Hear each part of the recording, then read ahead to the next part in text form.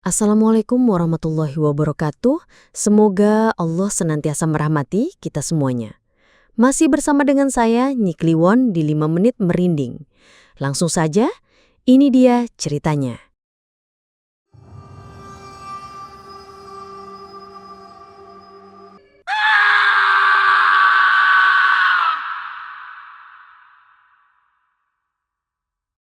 Tahun 2012, di pesisir Juwana, Pati, warung pecel lele Busri di jalur Pantura itu selalu diserbu pembeli. Ramainya bukan main, sampai antrian meluber ke jalan. Banyak yang bilang sambelnya pedesnya nendang, bikin ketagihan. Tapi sesekali ada yang ngeluh. Katanya ada bau anyir tipis di tenggorokan setelah makan. Kata orang-orang pesisir, pesugihan kera Pulau Seperapat itu emang beda. Cuma mau nempel ke pendatang, gak mempan buat orang Juwana asli. Dan Busri, dia pendatang. Waktu dia dulu menyeberang ke Pulau Keramat itu, dia nggak tahu seberapa mahal harga yang harus dia bayar. Warung pecel lele Busri tadinya biasa-biasa aja. Letaknya di pinggir jalur Pantura Juwana, Pati. Cuma salah satu dari banyak warung makan yang bersaing. Busri, seorang wanita paruh baya dengan kulit sawo matang dan senyum ramah, adalah pendatang. Dia datang ke Juwana beberapa tahun lalu, mencoba peruntungan dengan membuka warung makan. Awalnya, hidupnya pas-pasan. Warungnya cuma ramai pas jam makan siang atau malam minggu, selebihnya sering sepi. Dia sering kelihatan murung, ngitung-ngitung pemasukan yang kadang gak cukup buat nutup kebutuhan sehari-hari. Namun, semua itu berubah total. Suatu malam, sekitar pertengahan tahun 2012, Busri pamit sama suaminya kalau dia mau pergi sebentar. Gak jelas mau kemana, cuma bilang ada urusan penting. Dia pergi diam-diam, ditemani seorang dukun pesisir yang namanya udah santer di telinga warga, Mbah Karto. Dukun itu dikenal punya ilmu hitam, sering bantu orang-orang yang pengen cepet kaya. Busri dan Mbah Karto menyeberang ke Pulau Seperapat, sebuah pulau kecil tak berpenghuni yang diselimuti cerita-cerita mistis. Konon, di sana bersemayam ketek-ketek hitam gaib yang bisa mendatangkan kekayaan. Busri pulang 3 hari kemudian. Wajahnya pucat, matanya merah kayak habis nangis semalaman. Dia nggak banyak bicara, cuma bilang kalau urusannya udah beres. Sejak kepulangannya, ada perubahan drastis di warung pecel lelenya. Warung Busri mendadak ramai nggak karuan. Setiap hari, dari pagi sampai malam, antrean pembeli mengular. Kursi-kursi selalu penuh. Orang-orang rela nunggu demi sepiring pecel lele sambal merah yang katanya pedasnya nagih. Sambelnya emang punya rasa yang khas. Pedasnya nyegrak, manisnya pas, dan bikin lidah kayak kesetrum, pengen nambah terus. Tapi, beberapa pelanggan yang lebih peka, kadang ngeluh ada bau anyir tipis yang menyisakan di tenggorokan mereka setelah makan sambal itu. Bau anyir yang susah dijelaskan asalnya. Para karyawan Busri, termasuk Mas Bowo dan Mbak Lastri, jelas senang. Bonus sering turun, pekerjaan jadi lebih banyak, dan Busri jadi lebih sering senyum. Tapi, ada satu kebiasaan aneh Busri yang mulai mereka perhatikan. Tiap subuh, sebelum warung buka, Busri selalu ada di dapur sendirian. Dia melarang keras siapapun masuk dapur saat itu. Mas Bowo, yang kadang kebangun lebih awal buat siap-siap, sering ngintip dari celah pintu dapur. Busri terlihat lagi jongkok di depan cobek sambal yang besar, sambil menggaruk-garuk lengannya sendiri. Terkadang, dia terlihat meludahi cobek itu, sambil komat-kamit.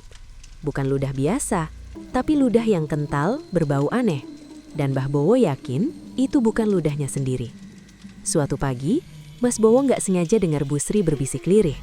"Ini jatahmu, Nak. Jangan sampai kurang." Suaranya serak, kayak orang lagi ngomong sama seseorang, padahal di dapur cuma ada dia sendiri. Singkat cerita, kecurigaan mulai muncul. Keramaian warung itu, sambal yang rasanya aneh, dan kebiasaan Busri yang misterius. Ini semua bukan cuma keberuntungan biasa. Ada sesuatu di balik semuanya. Sesuatu yang gelap dan menjijikan.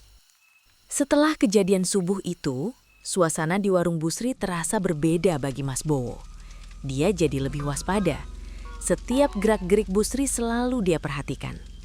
Bau anyir yang dulu samar, kini terasa lebih pekat, terutama di dapur. Bukan cuma bau anyir ikan, tapi ada bau lain yang susah dijelaskan. Teror mulai mengintai. Awalnya, Cuma suara-suara aneh. Mas Bowo dan Mbak Lastri, para karyawan, sering dengar suara geraman pelan dari arah dapur. Terutama pas warung udah sepi atau tengah malam. Geraman itu terdengar rendah, seperti binatang buas yang lagi bersembunyi.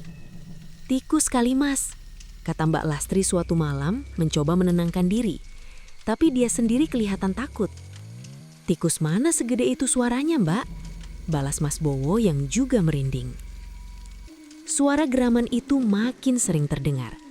Kadang disusul suara cakaran keras di dinding dapur atau di atas atap, kayak ada hewan besar yang lagi mengamuk. Pas mereka cek, nggak ada apa-apa. Cuma bekas cakaran-cakaran halus di dinding, kayak bekas kuku panjang dan tajam. Suatu malam, Mas Bowo lagi ngepel dapur setelah warung tutup. Lampu dapur cuma nyala remang-remang. Udara dingin banget, padahal lagi musim panas. Tiba-tiba, dia ngerasa ada yang ngeliatin. Perasaan itu kuat banget, bikin bulu kuduknya berdiri. Dia langsung berhenti ngepel, muterin pandangan. Gak ada siapa-siapa, cuma peralatan dapur yang tertata rapi. Tapi, dari pojok dapur yang gelap, dia lihat bayangan. Bayangan besar, berbulu. Bentuknya samar-samar, tapi Mas Bowo yakin itu bukan bayangan manusia. Bayangan itu bergerak cepat, melesat ke atas, lalu menghilang di atap dapur. Jantung Mas Bowo langsung copot. Dia cuma bisa berdiri mematung. Tongkat pel di tangannya jatuh ke lantai. Klontang! Suara nyaring itu menggema di dapur yang hening. Dia dengar suara geraman lagi. Kali ini dari atap. Lebih dekat, lebih jelas. Dan disusul suara cakaran keras yang bikin genting dapur bergeser. Mas Bowo langsung lari pontang-panting keluar dari dapur. Gak peduli lagi piring kotor yang numpuk. Gak peduli lagi sama warung yang belum beres. Yang penting, dia harus keluar dari sana. Besok paginya, Mas Bowo cerita ke Mbak Lastri tentang apa yang dia lihat. Mbak Lastri cuma melongo, wajahnya pucat. Jangan-jangan itu kera penunggu pulau seperapat, Mas. Mas Bowo kaget. Maksudnya? Mbak Lastri berbisik. Warga sini udah lama ngomongin kalau Bu Sri dulu pernah nyebrang ke sana buat pesugihan. Katanya dia pelihara ketek hitam gaib. Mas Bowo cuma bisa diam. Semua teka-teki itu mulai menyatu. Bau anyir di sambal, suara geraman, cakaran di dinding, bayangan di atap. Dan kebiasaan Bu Sri yang meludahi cobek sambal sambil berbisik. Itu semua bukan kebetulan. Singkat cerita, Mas Bowo makin yakin ada sesuatu yang jahat di dapur ini. Dan itu berhubungan erat dengan Bu Sri, sambalnya, dan warung yang mendadak ramai ini. Dia harus mencari tahu lebih banyak sebelum semuanya jadi makin gila. Kecurigaan Mas Bowo dan Mbak Lastri makin menjadi-jadi. Suara geraman dan cakaran di dapur nggak kunjung berhenti, malah makin sering terdengar. Mereka bahkan kadang melihat bayangan hitam besar melintas cepat di sudut mata, seolah ada sesuatu yang mengawasi mereka. Suatu pagi, Mas Bowo datang ke warung lebih awal. Udara masih dingin, warung masih gelap. Dia berencana bersih-bersih dapur sebelum Bu Sri datang. Pas dia nyalain lampu dapur, dia langsung melotot. Di lantai, dekat cobek sambal yang besar, ada bekas jejak tangan. Jelas banget. Tapi bukan jejak tangan manusia. Ini jejak tangan berbulu, dengan kuku panjang dan tajam. Mirip jejak tangan kerah. Mas Bowo langsung merinding. Jantungnya berdebar kencang. Dia jongkok, mencoba melihat jejak itu lebih jelas. Jejak itu masih basah, kayak baru dicetak. Dan dari jejak itu, tercium bau anyir yang sama persis dengan bau anyir di sambal Bu Sri. Dia langsung memotret jejak itu pakai HP-nya. Lalu, dia cepet-cepet ngepel lantai, berharap Bu Sri nggak melihatnya. Tapi di dalam hati, dia makin yakin. Apa yang dia dan Mbak Lastri curigai, itu nyata. Kera gaib itu benar-benar ada di dapur mereka. Beberapa hari setelah itu, Bu Sri makin sering terlihat aneh. Dia sering mondar-mandir di dapur setelah maghrib, walaupun warung sudah tutup. Dia selalu mengunci pintu dapur. Tapi Mas Bowo bisa dengar suara lirih dia komat-kamit dari dalam. Kadang, dia juga melihat Bu Sri meludahi cobek sambal, lalu mengaduknya perlahan. Wajahnya serius, tegang, kayak orang lagi berinteraksi dengan sesuatu yang gak kelihatan. Mbak Lastri yang dulunya sedikit gak percaya, sekarang makin takut. Dia jadi pendiam, jarang senyum. Setiap kali ada suara aneh di dapur, dia langsung mematung. Matanya melotot. Dia bahkan sering ketakutan pas harus nyiapin bahan-bahan di dapur sendirian. "Mas, aku takut," bisik Mbak Lastri suatu siang. "Aku ngerasa ada yang ngawasin kita terus di dapur." Mas Bowo mengangguk. "Aku juga, Mbak. Kayaknya kita harus hati-hati." Mereka berdua mulai berhati-hati. Gak berani ngomongin masalah ini di depan Bu Sri. Mereka takut Bu Sri tahu kalau mereka udah curiga. Mereka cuma saling pandang penuh arti, berbagi ketakutan yang sama. Singkat cerita, teror itu makin jelas. Jejak tangan berbulu, suara geraman, bayangan di atap. Semua bukti itu mengarah ke satu hal, keragahib penunggu Pulau Seprapat. Dan Bu Sri, dia yang bertanggung jawab atas semuanya. Mas Bowo tahu, dia harus mencari tahu lebih banyak tentang perjanjian Bu Sri dengan kera itu. Teror di warung Bu Sri makin menjadi-jadi. Keramaian warung itu, yang dulunya jadi kebanggaan Bu Sri, sekarang mulai sedikit meredup. Bukan karena sambalnya gak enak lagi, tapi karena aura warung yang makin lama makin kerasa gak enak. Hawa dingin yang aneh, bau anyir yang makin pekat, dan bisik-bisik warga tentang pesugihan Bu Sri mulai bikin beberapa pelanggan ragu. Suatu siang, warung Bu Sri lagi rame banget. Semua kursi penuh, antrean di depan kasir panjang. Mas Bowo sibuk ngangkatin piring kotor, Mbak Lastri sibuk ngelayanin pembeli. Tiba-tiba, dari arah tengah warung, gue dengar suara teriakan. Kenceng banget, bikin semua orang di warung langsung noleh. "Ah! Kera hitam bermata merah!" Seorang pelanggan pria paruh baya yang lagi asik makan pecel lele tiba-tiba ambruk dari kursinya. Badannya kejang-kejang di lantai, matanya melotot, pandangannya kosong. Mulutnya berbusa, terus teriak-teriak nunjuk-nunjuk ke cobek sambalnya yang udah kosong. Dia jilat sambalnya, matanya merah, dia ketawa." Semua orang panik. Bu Sri langsung lari ngedeketin bapak itu. Dia coba nenangin, tapi bapak itu makin histeris. Dia terus nunjuk-nunjuk ke cobek sambal, seolah-olah ada sesuatu yang gak bisa dilihat orang lain. Mas Bowo dan Mbak Lastri langsung mendekat. Dan pas Mas Bowo lihat cobek sambal itu, badannya langsung lemes. Di dasar cobek masih ada sedikit sisa sambal merah. Dan di sisa sambal itu ada pantulan. Pantulan wajah kera hitam bermata merah. Wajahnya seram, taringnya panjang, dan dia lagi senyum, seringai lebar. Sama persis kayak yang dia bayangkan selama ini.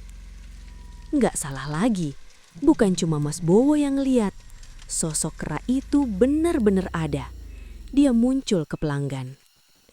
Singkat cerita, bapak itu akhirnya dibawa pulang sama keluarganya. Dia pingsan. Setelah sadar, dia cerita kalau pas dia lagi asik makan pecel lele, tiba-tiba dia lihat ada kera hitam besar muncul di depannya. Kera itu matanya merah menyala, taringnya panjang. Kera itu menjilati sambal di cobeknya, terus ketawa. Kejadian itu bikin warung Bu Sri langsung sepi. Beberapa pelanggan yang dengar langsung pulang. Orang-orang mulai bisik-bisik. Gosip tentang pesugihan Bu Sri makin santer. Ada yang bilang Bu Sri pakai pesugihan kera Pulau Seprapat, tumbalnya nyawa. Bu Sri cuma diam, wajahnya pucat pasi. Dia nyuruh Mas Bowo dan Mbak Lastri bersihin semua kekacauan itu. Pas dia lewat, Mas Bowo bisa ngerasain hawa dingin yang lebih pekat daripada biasanya. Dan dari belakang Bu Sri, Mas Bowo yakin dia melihat bayangan kera besar mengikuti langkahnya. Malam harinya, Mas Bowo nggak bisa tidur. Kejadian bapak-bapak itu terus terbayang. Sosok kera hitam bermata merah itu, yang dulu cuma dia lihat sekilas, sekarang udah mulai menampakkan diri ke orang lain. Itu artinya, kera itu makin kuat. Atau Bu Sri makin sering ngasih jatah ke dia. Mas Bowo mikir keras. Ini semua nggak bisa dibiarin. Dia harus tahu apa yang ada di balik semua ini. Dan dia harus cepat, sebelum teror itu menelan mereka semua. Setelah kejadian kesurupan itu, warung Busri benar-benar sepi. Gak ada lagi pelanggan yang datang. Orang-orang udah tahu tentang pesugihan itu. Bisik-bisik warga makin kencang, menyebut Busri melihara ketek setan. Busri jadi makin murung. Dia lebih sering ngurung diri di kamar, atau cuma duduk diam di pojok dapur, natap cobek sambal dengan pandangan kosong. Mas Bowo dan Mbak Lastri jadi nggak punya banyak kerjaan. Mereka cuma membersihkan warung yang kotor, tapi nggak ada lagi pembeli. Mereka jadi sering nganggur, cuma bisa duduk berdua, saling pandang khawatir. Tapi teror itu belum berhenti, justru makin mengerikan. Suatu malam, anak Busri, seorang gadis remaja yang masih SMP, tiba-tiba jatuh sakit misterius. Badannya demam tinggi, sering teriak-teriak gak jelas. Dia bilang dia mimpi buruk, diikutin kerah hitam bermata merah. Beberapa hari kemudian, kondisi anak Busri makin parah. Badannya kurus kering, kayak gak makan berhari-hari. Kulitnya pucat pasi, dan di sekujur tubuhnya muncul bekas-bekas cakaran halus. Cakaran itu mirip persis sama bekas cakaran yang Mas Bowo temukan di dinding dapur. Busri panik. Dia bawa anaknya ke rumah sakit, ke dukun, kemana-mana. Tapi nggak ada yang bisa nyembuhin. Dokter bilang nggak ada penyakit medis. Dukun bilang anaknya kena guna-guna. Singkat cerita, anak Busri meninggal dunia. Tubuhnya dingin, dengan bekas cakaran halus di leher dan lengannya. Wajahnya pucat. Matanya melotot, seolah-olah dia meninggal dalam keadaan ketakutan. Warga Juwana makin yakin, itu tumbal. Tumbal yang diminta kera penunggu Pulau Seprapat. Konon, kera itu minta tumbal nyawa kalau yang punya perjanjian mulai lalai memberi jatah. Dan Busli, dia sudah terlalu sibuk dengan masalah warungnya, sampai lupa dengan perjanjiannya. Setelah anaknya meninggal, Busri jadi gila. Dia sering nangis sendirian, teriak-teriak minta anaknya balik. Dia sering ke dapur, meludahi cobek sambal, lalu menggaruk-garuk lengannya sendiri sampai berdarah. Dia ngomong sendirian, "Aku sudah kasih jatahmu, jangan ambil anakku." Mas Bowo dan Mbak Lastri nggak tahan lagi. Mereka lihat semua kejadian itu, dan mereka takut. Mereka takut akan jadi tumbal selanjutnya. Mereka akhirnya mutusin buat resign. Kabur dari warung itu. Gak peduli lagi gaji atau apalah. Yang penting mereka harus pergi dari sana. Malam itu mereka berdua pamit ke Busri. Busri cuma diam, matanya kosong. Dia gak ngomong apa-apa. Cuma natap mereka dengan tatapan yang bikin merinding. Mas Bowo dan Mbak Lastri langsung pergi, gak noleh ke belakang. Mereka tahu, mereka sudah melihat terlalu banyak. Dan mereka nggak mau jadi korban selanjutnya dari pesugihan kera Pulau Seprapat. Setelah Mas Bowo dan Mbak Lastri pergi, warung pecel lele Busri benar-benar mati. Nggak ada lagi aktivitas di sana. Pintu warung terkunci rapat, jendelanya tertutup. Warung itu jadi sepi, gelap, dan diselimuti aura mistis yang pekat.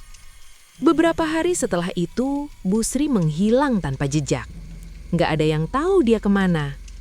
Suaminya bilang Busri pergi, tapi nggak tahu pergi kemana. Warga sekitar menduga Busri dibawa pergi oleh kera penunggu Pulau Seprapat sebagai tumbal terakhir. Warung itu akhirnya jadi bangunan kosong, terbengkalai. Orang-orang nggak berani mendekat, apalagi pas malam hari. Konon, kalau malam, dari dalam warung itu sering terdengar suara geraman dan cakaran. Dan kadang ada bayangan kera hitam besar yang melintas di jendela. Pulau Seprapat juga jadi makin angker. Nelayan dan warga sekitar sana masih bersumpah. Kadang mereka melihat sosok kera besar berdiri di tepi pulau saat malam. Kera itu matanya merah menyala dan dia terlihat kayak lagi menunggu sesuatu. Atau menunggu seseorang. Konon, kera itu sedang menunggu pendatang baru yang berani melanggar mitos. Pesugihan Pulau Seprapat hanya mau bekerja pada orang luar dan selalu menagih dengan nyawa. Itu adalah harga yang sangat mahal. Dan Busri sudah membayarnya dengan tuntas. Sampai sekarang, cerita tentang sambal air liur kera Pulau Seprapat masih jadi dongeng horor yang diceritakan turun-temurun di Juwana Pati. Sebuah pengingat tentang bahaya pesugihan dan tentang harga yang harus dibayar kalau berani bermain-main dengan dunia gaib. Sebuah kisah yang mengajarkan bahwa kekayaan yang didapat dengan cara kotor pada akhirnya akan menagih tumbal yang jauh lebih berharga. Dan Mas Bowo serta Mbak Lastri, mereka berdua adalah saksi hidup dari kekejaman pesugihan itu. Mereka bersyukur, mereka berhasil selamat. Tapi trauma itu, horor itu, akan terus menghantui mereka sampai akhir hayat. Bersama saya, Nyi Kliwon.